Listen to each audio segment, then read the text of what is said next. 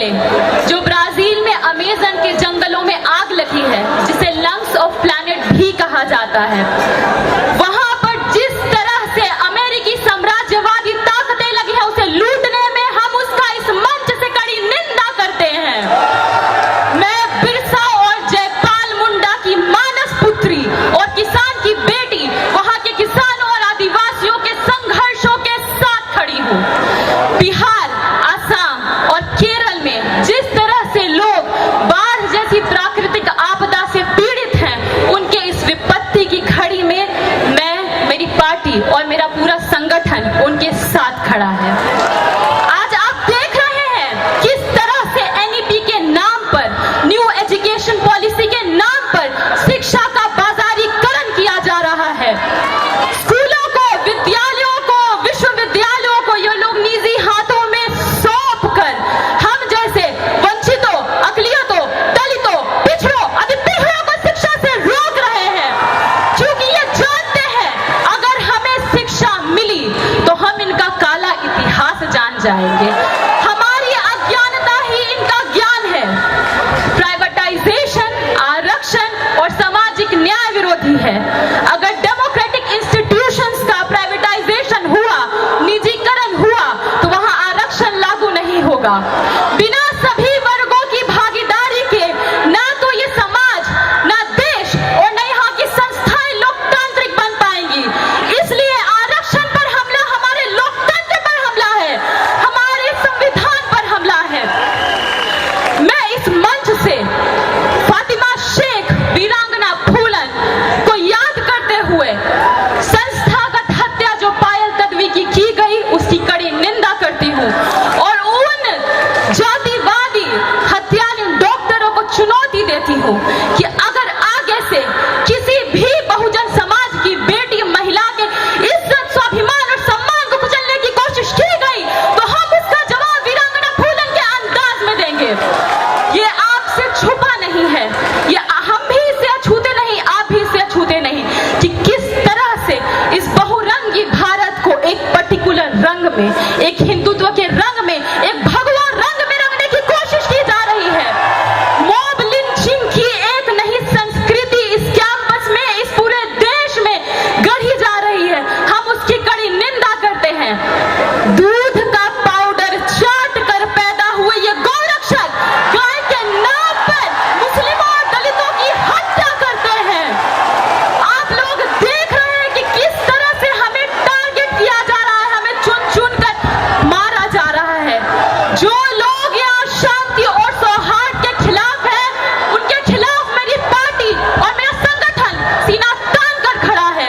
किसी भी कीमत पर हम भारत के इस साझी विरासत को, इस गंगा जमुना के तहजीब को खत्म नहीं होने देंगे।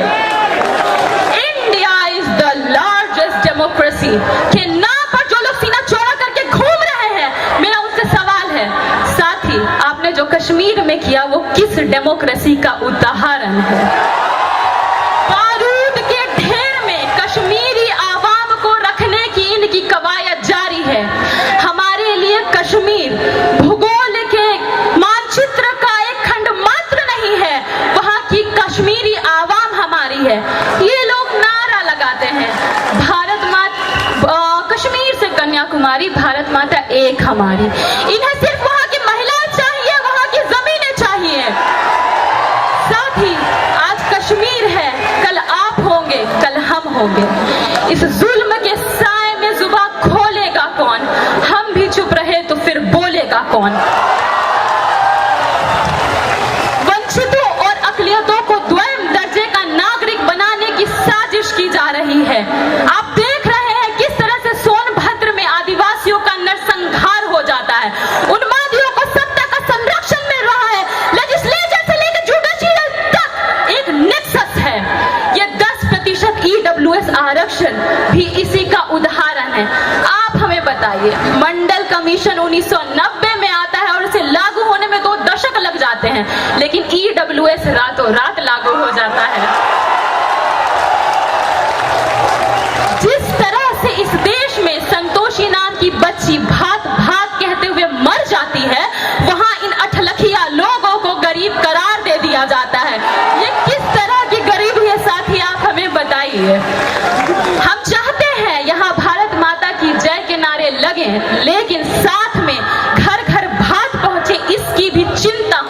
कीजिए। तमाम तरह के कम्युनिस्ट प्रोफेसर होने के बावजूद या इस कैंपस में ओबीसी प्रोफेसर की संख्या 0 है। अरे जेएनयू छोड़िए, किसी सेंट्रल यूनिवर्सिटी में एक भी ओबीसी प्रोफेसर नहीं है। आखिर क्या वजह है? आखिर क्या वजह है कि 89 सेक्रेटरी में केवल 3 दलित और आदिवासी है, वहां भी ओबीसी की संख्या 0 है? क्योंकि यहाँ पर तमाम तरह के द्रोणाचार्य बैठे हैं, हम पर एनएफएस का नॉट फाउंड सुटेबल का ठप्पा लगाकर हम जैसे एकलव्यों का अंगूठा काटने के लिए। आप देखते हैं किस तरह हम लोगों ने, चाहे वो 13 पॉइंट रोस्टर का मामला रहा हो, चाहे वो वाइवा में मार्क्स घटाने का मामला हो, हमारा संघर्ष पे शुरू से रहा है और आगे भी करेंगे। वसुधैव कुटुंबकम की इस धरती पर किस तरह से एनआरसी लगाकर एक समुदाय विशेष को टारगेट किया जा रहा है। अरे जिस देश में प्रधानमंत्री जी की डिग्री का पता नहीं है, वहां पर आप लोगों की पैदाइश का सर्टिफिकेट मांगते हैं। आपको शर्म आनी चाहिए। ये सावरकर से लेकर जोशी तक की कैसी परंपरा रही है कि आप एक तरफ भारतीय संस्कृति के नाम पर एंटी रोमियो स्क्वाड चलाते हैं और वहीं दूसरी तरफ आप नाबालिगों का शोषण करते हैं। भारत माता की जय के नारे लगाने वाले लोग न महिलाओं की, न बहुओं की, न बेटियों की, किसी की इज्जत नहीं करते। कुलदीप सेंगर, पूर्व राज्य मंत्री स्वामी चिन्मयानंद, पूर्व केंद्रीय मंत्री निहाल चंद किस एकता का मॉडल पेश कर रहे हैं। भागवत जी, पहले आप सौहार्दपूर्ण माहौल में इनकी समीक्षा कीजिए, आरक्षण की समीक्षा बाद में होगी। जेंडर जस्टिस के नाम पर वोट बैंक भरने वाले लोगों से मेरा एक सवाल होगा, एसएफआई के साथ ही मेरे सवाल का जवाब दें। जो महिला रिजर्वेशन पर बीजेपी का स्टैंड है, वो सीपीआई और सीपीएम का भी क्यों है? क्या आपके फेमिनिज्म के, नारीवाद के ढांचे में एक हेलेन, चमारिन, मालिन, धोबिन कोई भी नहीं आती? क्या आपके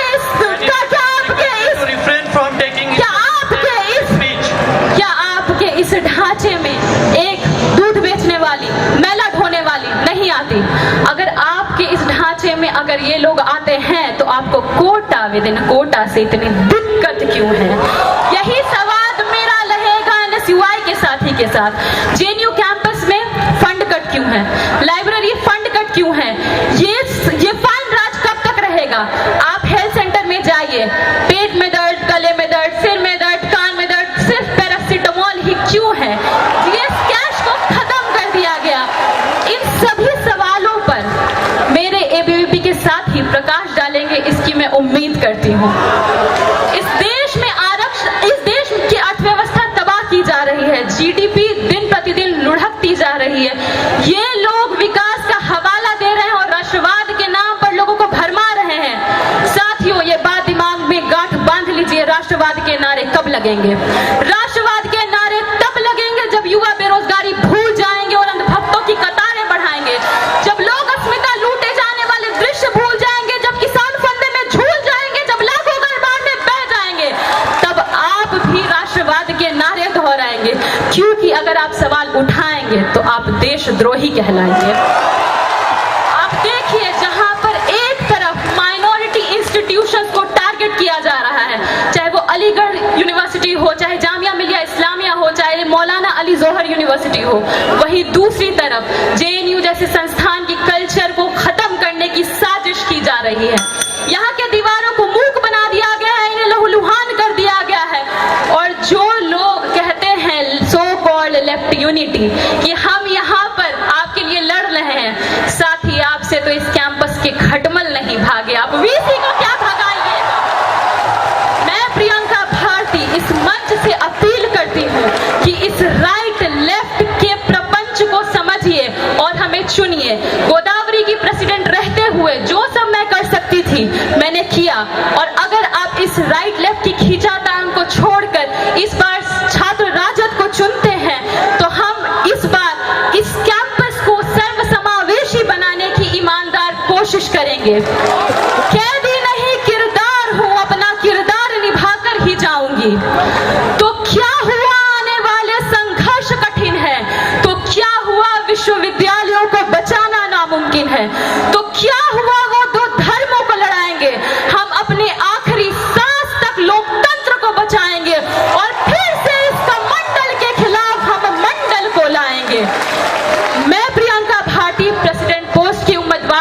आरजेडी से, ऋषि राज यादव वाइस प्रेसिडेंट के लिए और मोहम्मद शाहनवाज एसएल काउंसिलर के लिए इस मंच से मैं इनकलाब जिंदाबाद, जेंडर जस्टिस जिंदाबाद, सोशल जस्टिस जिंदाबाद, कर्पूरी ठाकुर जिंदाबाद, लालू यादव जिंदाबाद, राबड़ी देवी जिंदाबाद, फूलन देवी जिंदाबाद, फातिमा शाह शेख जिंदाबाद, सावित्री जिंदाबाद के नारे लगाती हूँ। और अगर आप हमें जातिवादी होने का करार देते हैं, आप हमें ये बोलते हैं कि हम जातिवादी हैं, हम अगर अकलियतों के संघर्षों को लड़ते हैं और वंचितों के संघर्षों को लड़ते हैं, आप हमें जातिवादी का ठप्पा देते हैं, तो हमें वो भी मंजूर है।